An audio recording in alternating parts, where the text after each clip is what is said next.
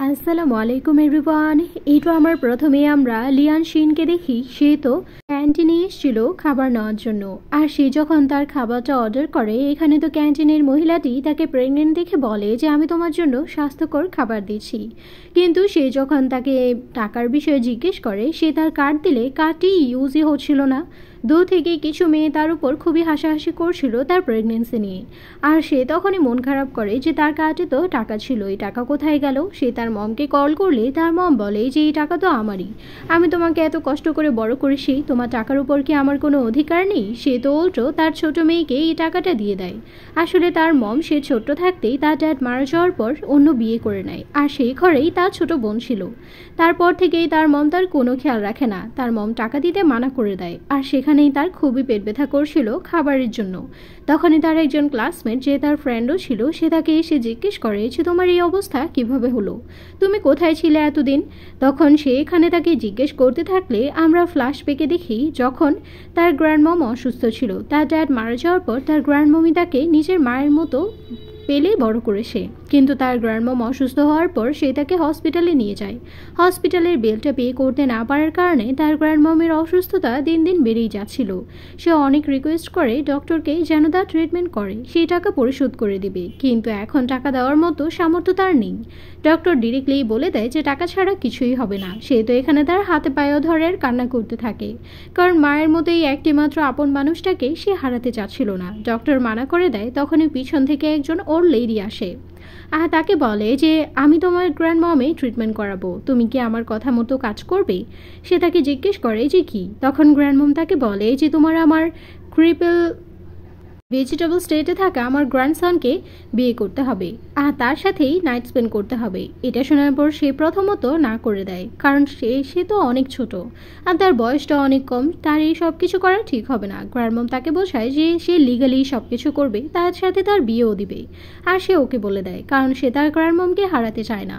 আর তাদের বিয়েটাও হয়ে যায়। গ্র্যান্ডমম যখন তাকে তার বাসায় নিয়ে যায়, সে তার গ্র্যান্ডসনের সাথে তার দেখা করিয়ে দেয়, যেহেতু 3 বছর ধরে এভাবে কোমায় রয়েছে। আর এখানে তাকে বোঝায় সে তাকে হেল্প করতে, নয়তো সে হয়তো জেগে উঠতে পারবে না। আর সেখানে তাকে একটি ড্রিঙ্কস দেয় যেন তার হেল্প হয়। সে যখন ড্রিঙ্কসটা খায় তখন তার নেশা হতে থাকে।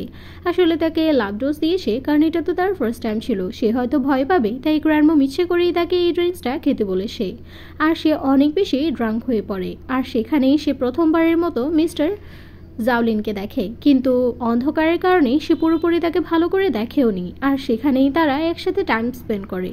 মর্নিংয়ে যখন সে উঠে রুম থেকে বের হবে, তখনই আবার মিস্টার জাওলিন উঠে পড়ে। আর তার মুখ অন্যদিকে করেই তাকে জিজ্ঞেস করতে থাকে যে তুমি কে, তুমি এখানে কি করছো, তুমি আমার সাথে যা করেছো তার জন্য অবশ্যই তোমাকে পে করতে হবে, আমি কখনোই তোমার মুখ দেখতে চাই না। সে আসলে ভাবছিল যে হয়তো সে টাকার জন্যই তার সাথে এই কাজটি করেছে। সে তো মন খারাপ করে মিস্টার জাওলিনকে না দেখেই বের হয়ে আসে আর গ্র্যান্ডমমকে সবকিছুই খুলে বলে। গ্র্যান্ডমম তাকে এখানে দাঁড়াতে বলে ভিতরে চলে যায় তার গ্র্যান্ডসনকে দেখার জন্য। আর সে ভাবে যে হয়তো তারা এই স্বার্থপরের মতো তাদের কথাই ভাববে, তাই সে মন খারাপ করে হসপিটালে চলে আসে, যেখানে তার গ্র্যান্ডমম তো তার বিষয়ে সবকিছুই জেনে যায়, যে সে তার বিল পে করার জন্যই নিজেকে সেল করে দিয়েছে। এটা শোনার পর থেকেই সে তার মেডিসিন নেওয়া অফ করে দিয়েছিল। আর সেখানেই সে তার শেষ নিঃশ্বাস ত্যাগ করে, কারণ সেই সব কিছুর জন্য নিজেকেই ব্লেম করছিল। সে তো অনেক কান্না করতে থাকে। এর 1 মান্থ পরই যখন তার শরীর খুবই খারাপ হচ্ছিল, সে চেক আপের পর জানতে পারে যে সে প্রেগনেন্ট, তাও টুইন্স বেবিকে নিয়ে। এটা শোনার পর তো সে আরও শকড হয়ে পড়ে, যে সে তো কিছুই করতে পারলো না, তার গ্র্যান্ডমমকেও বাঁচাতে পারলো না, তার ড্যাডকেও না, সেই বেবিটাকেই রাখবে। আর তার ফ্রেন্ডকেই সব কিছুই খুলে বলে। তার ফ্রেন্ড তাকে হেল্প করতে চাইলে সে বলে যে আমি নিজে নিজেই সব কিছু করতে পারবো, জাস্ট আমার জন্য দোয়া করো। এটা বলেই সেখান থেকে উঠে চলে আসে। আমরা তো লিয়ানকে দেখি, সে তো একটি ডেলিভারি গার্ল ছিল।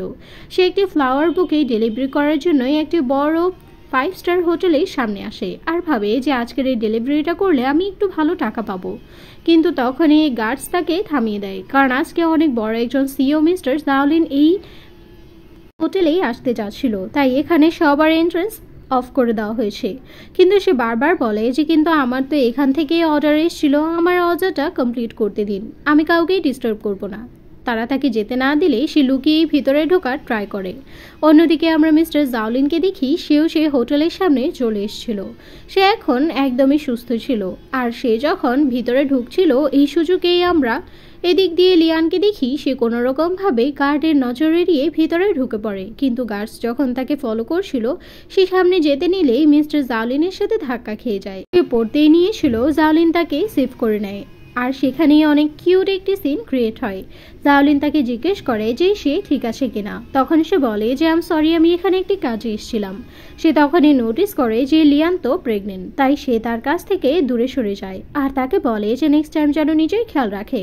আর সেই গার্ডসদের উপর খুবই রেগে যায় যে একজন প্রেগনেন্ট লেডিকে তারা কেন এতটা বিরক্ত করছে, আর সেখান থেকে চলে যায়।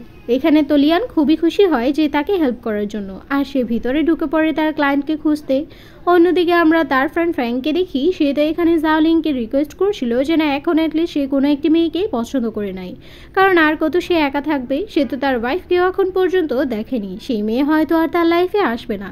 তখন সে বলে যে গ্র্যান্ডমম তাকে অনেক খুঁজেছে কিন্তু পায়নি, হয়তো সে গ্র্যান্ডমমের কাছ থেকে টাকা নিয়ে চলে গেছে। তার ফ্রেন্ড বলে যে তুমি মন খারাপ করো না, আমি তোমার জন্য অনেকগুলো মডেল নিয়ে এসেছি, তোমার যাকে পছন্দ তার সাথেই তুমি ডেট করতে পারো।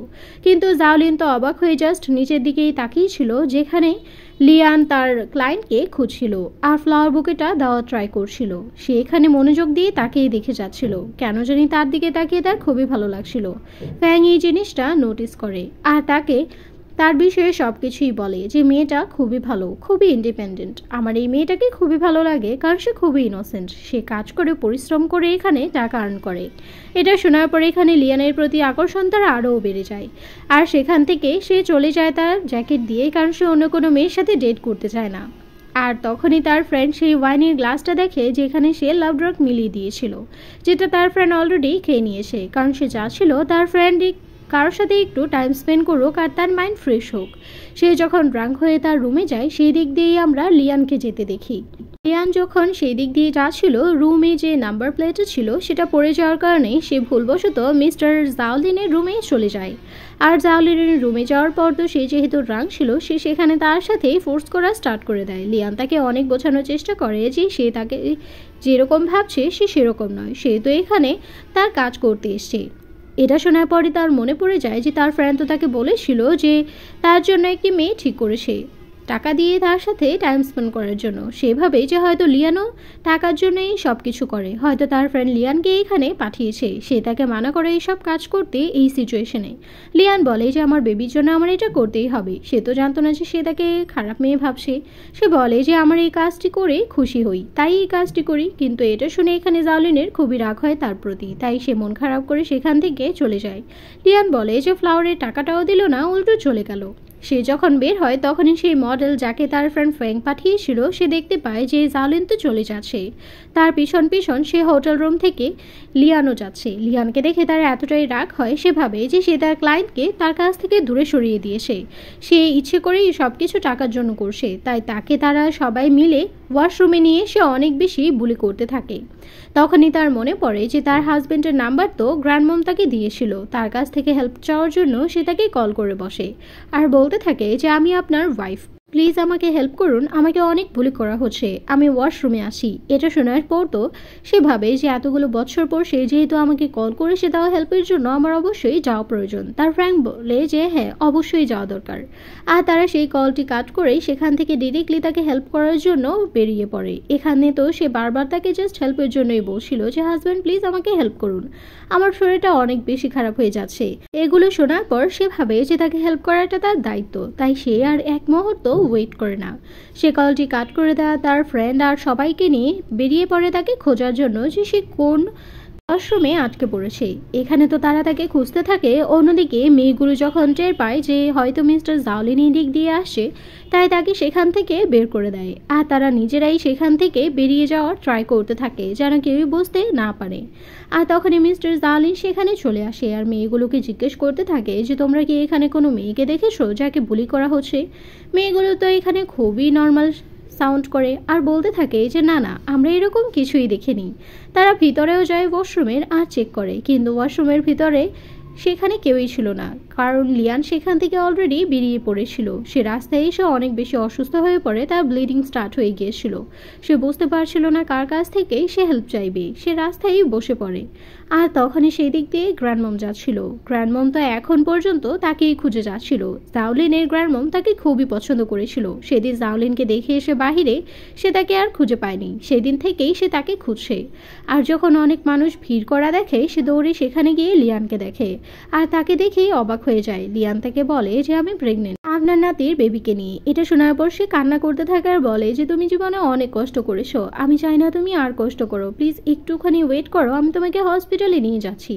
আমি তোমাকে কত খুঁজেছি। আর সেখান থেকেই সে তাকে ইমার্জেন্সিতে হসপিটালে নিয়ে আসে, আর ডক্টরকে বলতে থাকে যেন সে তার ট্রিটমেন্ট খুব ভালোভাবেই করে, টাকা নিয়ে যেন একদমই চিন্তা না করে। আমরা তো এখানে গ্র্যান্ডমমকে দেখি সে লিয়ানকে নিয়ে হসপিটালে আসে। গ্র্যান্ডমম তো এখানে তার অনেক টেক কেয়ার করতে থাকে আর বলে যে আমি আমার গ্র্যান্ডসানকে দেখে বাহিরে এসে ওই দিন আর তোমাকে খুঁজে পাইনি। আমি ওই দিনের পর থেকেই পাগলের মতো তোমাকে খুঁজে বেরিয়েছি, তোমাকে আমি কোথাও পাইনি। আজকে আমি তোমাকে পেয়ে গেছি, আমি আর তোমাকে কোথাও যেতে দেব না। তুমি একদমই চিন্তা করবে না, আমি আর একদমই বেখেয়ালি হচ্ছি না। আমি সারা জীবন তোমার পাশেই থাকবো, তোমার গ্র্যান্ডমমের মতো। তখনই জাওলিন তাকে কল করে, আর সে তাকে জিজ্ঞেস করে যে গ্র্যান্ডমম আপনি কোথায়, আপনাকে আমি খুঁজে পাচ্ছি না কেন, আপনি আমার কলটিও রিসিভ করছিলেন না, আমি কতটা টেনশনে পড়ে গিয়েছিলাম আপনি জানেন। তখন গ্র্যান্ডমম বলে যে আরে আমি তোমার ওয়াইফকে খুঁজে পেয়েছি, তাকে খোঁজার জন্যই আমি বের হয়েছিলাম। জাওলিন এটা শুনে তো খুবই শকড হয়ে পড়ে। আর এখানে লিয়ান ভাবে যে হয়তো তার হাজবেন্ড তাকে একসেপ্ট করে নিবে, কিন্তু এই দিক দিয়ে তো আমরা জাওলিনকে দেখি সে তো লিয়ানকে পছন্দ করে ফেলেছিল। সে এখনো বুঝতেই পারছিল না যে লিয়ানই তার ওয়াইফ, তার বেবির মম। সে তো এখানে প্ল্যানিং করছিল যে যেহেতু গ্র্যান্ডমম তার ওয়াইফকে পেয়েই গেছে, তাহলে সে তাকে ডিভোর্স দিয়ে দিবে আর লিয়ানকে বিয়ে করে নেবে। অন্যদিকে গ্র্যান্ডমম খুশি হয় যে তাদের দুজনকে এখন সে এক করেই ছাড়বে। এদিক দিয়ে আমরা নেক্সটে লিয়ানকে দেখি সে যখন হসপিটাল থেকে রিলিজ হওয়ার পর তার স্কুলে যায়, সেখান থেকেই আবার স্কুলেরই কিছু মেয়ে তাকে বুলি করা স্টার্ট করে দেয়, কারণ তারা এটা ভাবছিল যে হয়তো লিয়ান টাকা পয়সা নেই, সে খেতে পায় না, হয়তো এই জন্যই সে কারোর থেকে টাকা ধার নিয়েছে, বা এই টাকার জন্যই হয়তো সে প্রেগনেন্ট হয়েছে। আর তাকে অনেক ধরনের কথা শুনে ইনসাল্ট করতে থাকে। লিয়ান তাদেরকে ইগনোর করে সেখান থেকে চলে যেতে চায়, কিন্তু তারা এখানে তাকে থামিয়ে দেয় আর আবারও কথা শোনানো স্টার্ট করে দেয় যে খারাপ কাজ করতে পারবে, কিন্তু আমরা বলতে পারবো না, তোমাকে শুনতেই হবে। কিন্তু লিয়ান তাকে বলে দেয় যে আমার বেবির ড্যাড আমার হাজবেন্ডই, তাই তোমাদের আমাকে নিয়ে চিন্তা করতে হবে না, আমি কি করব না করব সেটা আমার ব্যাপার, আমি চাই না তোমরা আমাদের নিয়ে এত বেশি ভাবো। কিন্তু এখানে তো এই মেয়েটি রেগে তাকে ধাক্কা দিয়ে দেয়। কিন্তু তখনই মিস্টার জাওলিন সেই স্কুলে এসেছিল তার ওয়াইফের খোঁজ নেওয়ার জন্য, আর তখনই এখানে লিয়ানকে দেখে খুবই শকড হয়ে পড়ে আর বলে যে তুমি এখানে কি করছো। সে বলে যে আমি তো এখানে পড়াশোনা করি, কিন্তু আপনি এখানে। সে বলে যে আমি এমনিতেই এসেছি। লিয়ান তাকে বলে যে আপনি তো আমার টাকাটাও আমাকে আর দেননি। তখন সে বলে যে টাকা, সে মনে মনে ভাবে যে হয়তো সে যে তার কাছে গিয়েছিল সে কলগার হিসেবে টাকা নিয়ে এসব করে থাকে, সে হয়তো সেই টাকার কথাই বসে। কিন্তু তো এখানে লিয়ান তো সেই ফ্লাওয়ার বুকের কথা বলছিল যেটা সে ডেলিভারি দেওয়ার জন্য গিয়েছিল। এখানে তো সে তাকে বলে যে তোমার এইসব করার কি প্রয়োজন, তোমার কি হাজবেন্ড নেই। সে বলে যে আমার হাজবেন্ড থাকুক বা না থাকুক, আমার বেবির জন্য হলেও তো আমার কাজ করে খেতে হবে। আর সে এখানে তাকে জোর করতে থাকে সে তার হাজবেন্ডের সাথে দেখা করবে, কারণ সে জানতে চায় তার হাজবেন্ডকে। তাই সে এখানে বলে দেয় যে ঠিক আছে, আমি আজকে লাঞ্চেই আপনাকে আমার হাজবেন্ডের সাথে দেখা করিয়ে দিব। লাঞ্চ টাইমে তো জাওলিন এসে রেস্টুরেন্টের সামনে দাঁড়িয়ে থাকে। তার ফ্রেন্ড বলে যে তুই প্রেগনেন্ট মেয়ের পিছনে এভাবে কেন ঘুরছিস। এদিক দিয়ে আমরা লিয়ানকে দেখি সে তো রেস্টুরেন্টে অলরেডি চলে এসেছিল, আর তাদের দুজনের যখন দেখা হয় তাকে খুবই প্রিটি লাগছিল। জাওলিন তো এখানে তাকেই দেখে যাচ্ছিল আর জিজ্ঞেস করে যে তোমার হাজবেন্ড কোথায়, আমি তার সাথে দেখা করতে চাই। সে বলে যে এক্ষুনি আমার হাজবেন্ড চলে আসবে। আসলে সে তার ফ্রেন্ডকে তার হাজবেন্ড বলে এখানে ইন্ট্রোডিউস করানোর জন্য ডেকে পাঠায়, কারণ যেন জাওলিন তাকে তার টাকাটাও দিয়ে দেয় আর তাকে যেন একদমই না জ্বালায়, আর কেউ যেন তাকে খারাপ না ভাবে, কারণ সে চায় না যে তার বেবিকে কেউ এলিজিটিমেট চাইল্ড বলুক। আর এখানে যখন তার ফ্রেন্ড এসে বলতে থাকে যে আমি তোমার হাজবেন্ড হই বা না হই এটা অন্য কারোর দেখার বিষয় না, আর তুমি যা করছো খুব ভালো কাজ করছো, কারণ সে তো জানতোই যে সে ফ্লাওয়ার বুকে ডেলিভারি করে, সে এটা বলেই তাকে নিয়ে যেতে চাইলে। কিন্তু এখানে তো জাওলিন ভাবতো যে হয়তো সেই তাহলে তাকে এইসব কল গার্লের কাজ করাচ্ছে, সে তাকে পাঞ্চ মারে। কিন্তু এখানে লিয়ান তাকে থামিয়ে দেয়। জাওলিন তো রেগেই তাকে বাহিরে নিয়ে আসে আর তাকে বোঝানো ট্রাই করে যে তুমি অনেক বোকা, তুমি এই দুনিয়ার জন্য খুবই সহজ সরল। এই সিচুয়েশনেও তোমার হাজবেন্ড তোমাকে দিয়ে সব কাজ করাতে পারছে। সে তো ফোর্সলি তাকে কিস করে ফেলে তার অজান্তেই, কারণ সে এখন লিয়ানকে পছন্দ করে ফেলেছিল তার ইনোসেন্সি দেখে।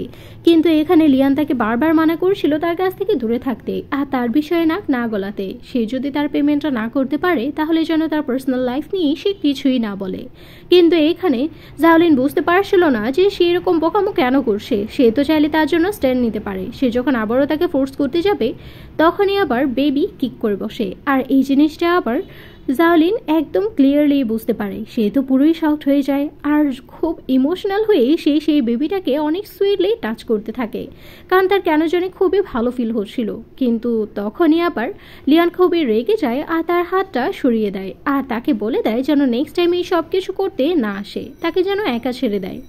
তার ফ্রেন্ড এখানে তাকে বোঝানো ট্রাই করে যে দেখ, মেয়েটা অন্য কারোর বেবিকে নিয়ে প্রেগনেন্ট, বাচ্চার বাবাটা অন্য কেউ। কিন্তু সেই সব কিছুই বুঝতে চায় না এটা ভেবেই যে ছেলেটা তো তাকে দিয়ে ইউজ করছে টাকার জন্য। অন্যদিকে আমরা লিয়ানকে দেখি সে তো গ্র্যান্ড মমের সাথে দেখা করতে চায় আর গ্র্যান্ড মম তাকে নিয়ে একটি রেস্টুরেন্টেও আসে আর বলে যে আজকে আমি তোমাকে আমার গ্র্যান্ডসনের সাথে দেখা করিয়েই ছাড়বো। তখন সে খুবই খুশি হয়, কিন্তু তখনই তার মম, তার স্টেপ সিস্টার আর তার স্টেপ ড্যাড সেখানে চলে আসে। আসলে তারা একটি লোকের কাছ থেকে ধার নিয়েছিল, ধারটি না দিতে পেরে লোকটিকে বলেছিল তার মেয়েকে বিয়ে দিয়ে দিবে। আর এই ছোট মেয়েকে তো বিয়ে দিবেই না, তাই তারা লিয়ানকে এখান থেকে নিয়ে যাওয়ার জন্য এসছে যেন তাকে দিয়ে তারা এই টাকাটা পরিশোধ করতে পারে। লিয়ান তো ডিরেক্টলি মানা করে দেয়। তারা জোর জবরদস্তি করতে থাকলে তখনই গ্র্যান্ড মামা আসে আর বলে যে তোমাদের এত বড় সাহস, তোমরা আমার নাত বউকে নিয়ে যাচ্ছ, তোমরা জানো আমি কে? আমার গ্র্যান্ডসন যদি এগুলো জানে তোমাদেরকে এই সিটি থেকেই বের করে দিবে। কিন্তু এখানে তারাও তো গ্র্যান্ড মমেরই মজা নিতে থাকে আর হাসাহাসি করে সেখানে গ্র্যান্ড মমকে অনেক বেশি বুলি করে, যার কারণে গ্র্যান্ড মম সেখানে অসুস্থ হয়ে পড়ে। এখানে তো লিয়ান খুবই টেনশনে পড়ে যায়, কারণ গ্র্যান্ড মমের বুকে অনেক ব্যথা হচ্ছিল।